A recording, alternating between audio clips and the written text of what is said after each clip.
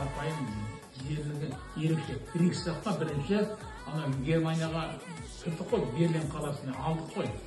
Сол уақытта бірінші ту тіккен. Булатов деген татар екеуі тіккен.